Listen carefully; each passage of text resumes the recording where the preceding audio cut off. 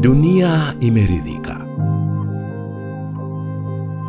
Dhamira imedhihirika. Ni mfano wa mbegu ndogo iliyobeba uhai chini ya ardhi, kisha kupambana kwenye kiza hata kuchanua juu ya ardhi.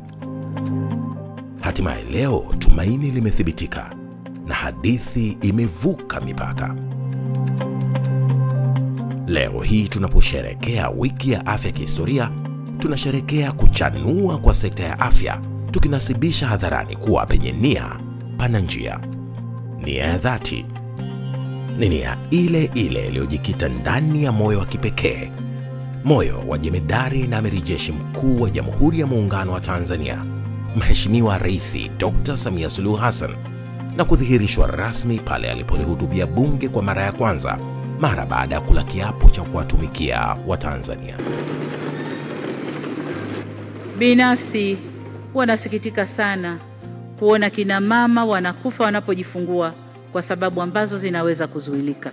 Tutaimarisha upatikanaji wa huduma za afya kwa kuendelea kujenga miundombinu, kuongeza watumishi, vifaa tiba, dawa na vitendanishi.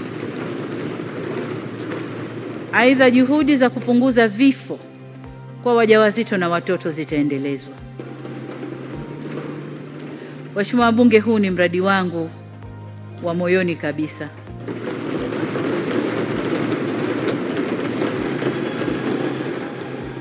Aliahidi, ametekeleza. Uwekezaji mkubwa uliofanyika katika sekta ya afya hapa nchini umezingatia misingi ya kisera, sheria, ilani ya chama tawala, miongozo na mipango mbalimbali ya kikanda na kimataifa, na hivyo kuchochea kwa kasi utolewaji wa huduma bora za afya hapa nchini. Tanzania ya leo ni ushuhuda. Ndani ya miaka minne ya uongozi na usimamizi thabiti wa serikali ya awamu ya 6, huduma za afya ngazi ya msingi zimeimarika. Zaidi ya hospitali 230 zimejengwa, kukarabatiwa na kuboreshwa katika viwango vya ngazi mbalimbali, zikiwemo zahanati, vituo vya afya, hospitali za wilaya, hospitali za rufaa za mikoa, hospitali za rufaa za kanda na hospitali za taifa. Wananchi sasa wanapata huduma bora za afya karibu na makazi yao, wakiepuka safari ndefu na gharama kubwa.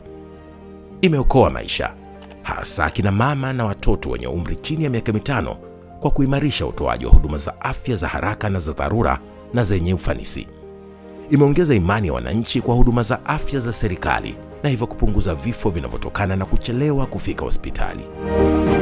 Vifaa tiba vya kisasa ikiwa ni pamoja na MRI, CT scan, digital X-ray, ultrasound na maabara bora vimesambazwa katika hospitali za taifa hadi kwenye ngazi ya zahanati. Tunaishukuru serikali kwamba maabara hii imepewa vifaa vya kisasa vyenye uwezo wa kupima magonjwa tofauti tofauti, na kwa kweli sasa hivi hakuna haja ya kupeleka sampuli nje ya nchi.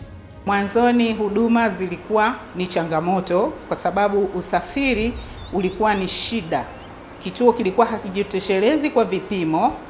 Kwa hiyo ilikuwa wengi wakitaka huduma za vipimo walikuwa wanaenda hospitali za mjini.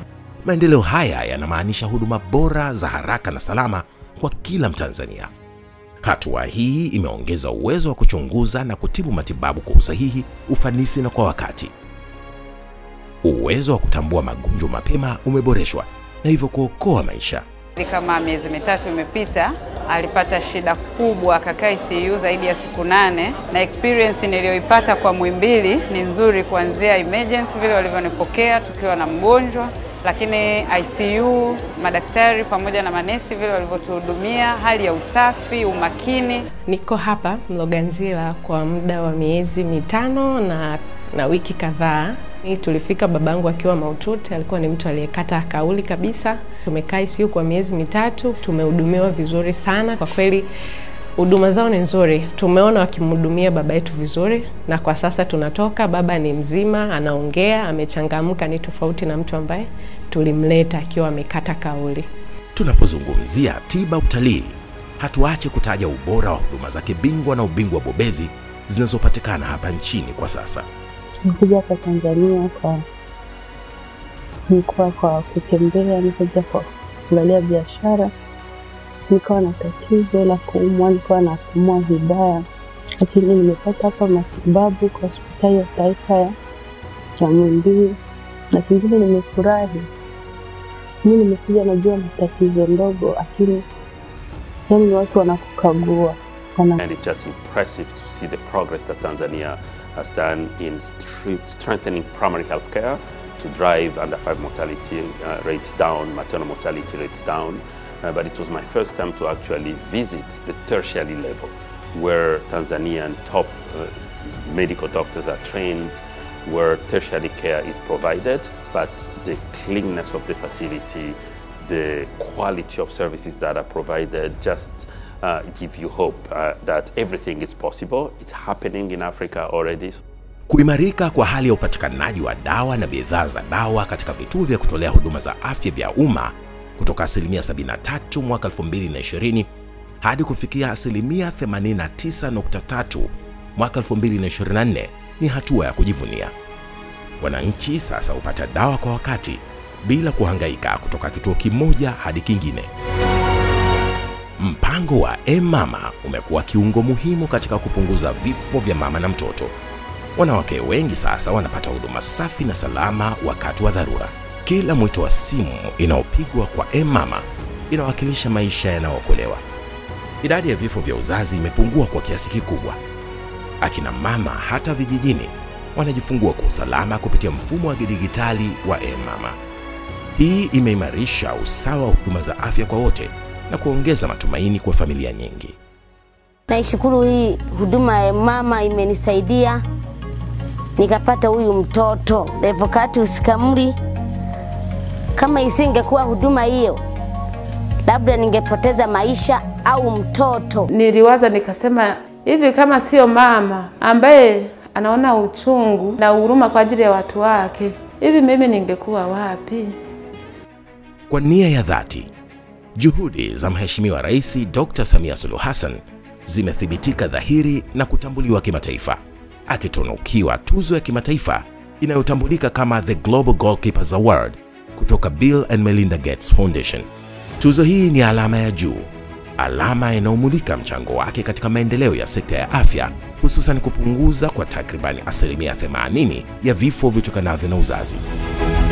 Aidha, Umoja wa Mataifa UN umemtambua kama kinara na kumteua kuwa championi wa dunia wa usawa kijinsia na afya.